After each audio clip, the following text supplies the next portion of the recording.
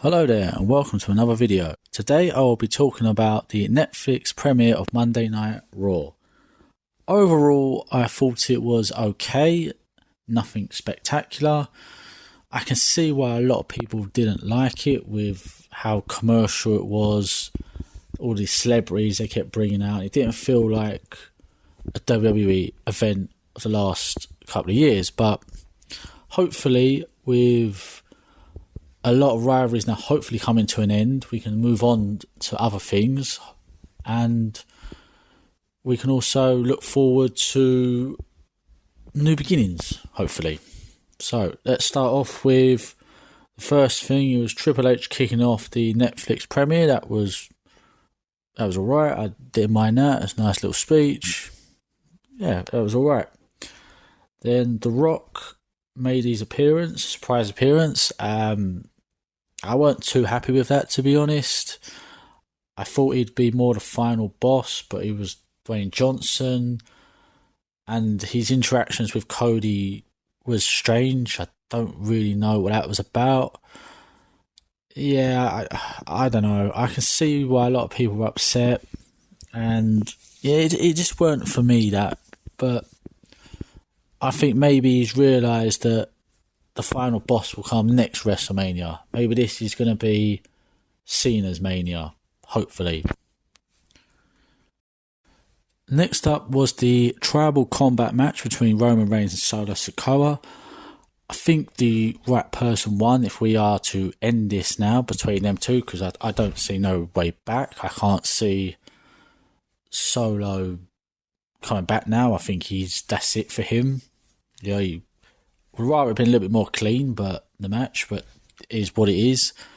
We all knew Roman would go over eventually on this one, because Solo has not been built to look strong at all, even though I do quite like the way he's been, where he's more joking and quite funny. Roman is just so over right now. He had to win the Ulafala. There's no real surprises. Heyman didn't turn, Rock didn't turn, so I don't really know what's next for Roman. Maybe Drew, that's everything I can think of, but as for Solo, we'll see what happens now, really. Is he going to take on people like the Usos and stuff, or like slip down the card?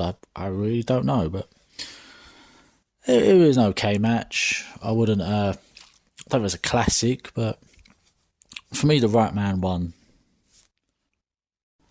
Then we had John Cena declared for the Royal Rumble. I think we could all tell he was going to do that.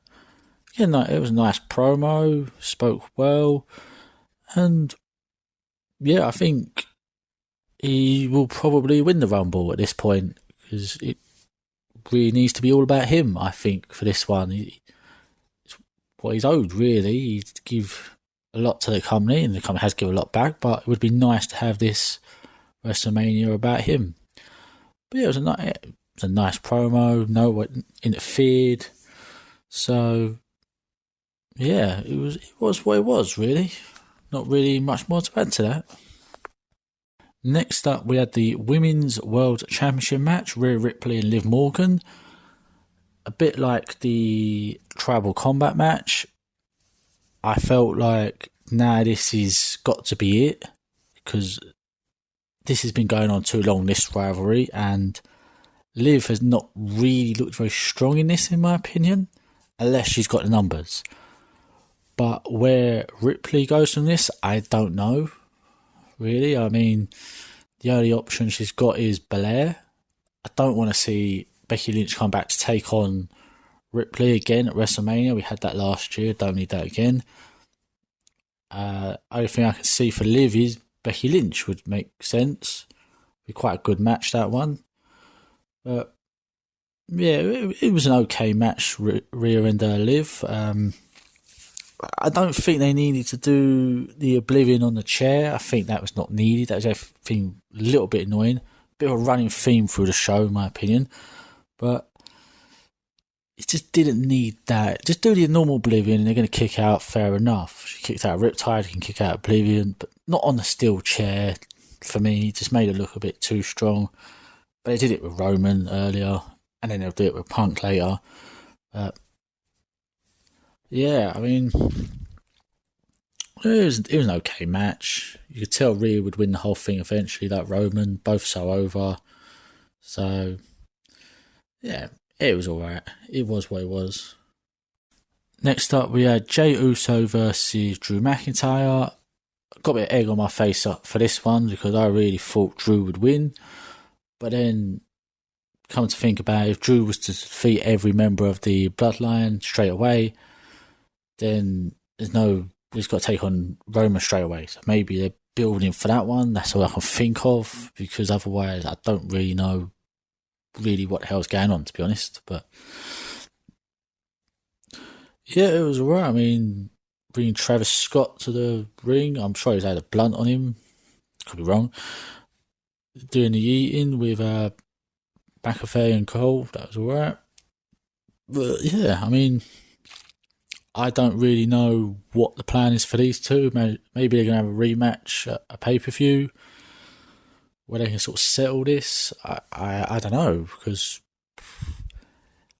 I don't know who Jay's going to face at WrestleMania, or is he going to be in a team at WrestleMania? I mean, Drew, I think, has to take on Roman, I think, at this point, because I think that would be a decent match. It wouldn't overshadow much, but still be a good match. So, we'll see. I mean, it didn't make Drew look weak, so I suppose that's that. Just a bit of a dick, really, but we knew that. But yeah, that's alright. And for the main event, it was CM Punk Seth Rollins. It was good. I wanted Punk to win. He won. My only grievance is what happened throughout the whole show. Too many finishers on one person. I mean, he got hit with so many finishers. I don't know why he needed that many finishers on him to kick out of, but that was the only thing that ruined it. But apart from that, they're two good professional wrestlers, and it was very good. It felt like a main event. I don't really know why Seth's entrance took about 10 minutes. I was standing in the ring for ages. That was a bit weird, but I'm not really sure about that. Maybe that was due to Hogan maybe supposed to take longer, but maybe because he got booed, maybe they had to cut that a bit. I don't know. Really, yeah, but the match was alright. I don't think it was a 5-star banger by any stretch of the imagination, but yeah, it was a good match. I don't know really where they go from here. Maybe they'll get a rematch. I don't know though, because there's no shenanigans. Seth lost pretty clean, but then if he's going to turn heel maybe after this, then that would make sense. But if he's not going to turn heel, I don't really know where his grievance is, because he lost fair and square. There's no way he can spin this, but I don't know, maybe they will do something with him. But you might get Punk and Gunther next. I don't really know. But we'll have to wait and see on that one. It should be fun. Well, that was a Raw. I mean, hopefully next week will be a lot better with the more of a Raw feel to it, but we'll have to wait and see. But my experience of watching on Netflix was pretty decent than what I normally watch it on TNT. So, apart from that, I was pretty happy. But yeah, thank you for listening, and if you disagree with anything I said, let me know in the comment section.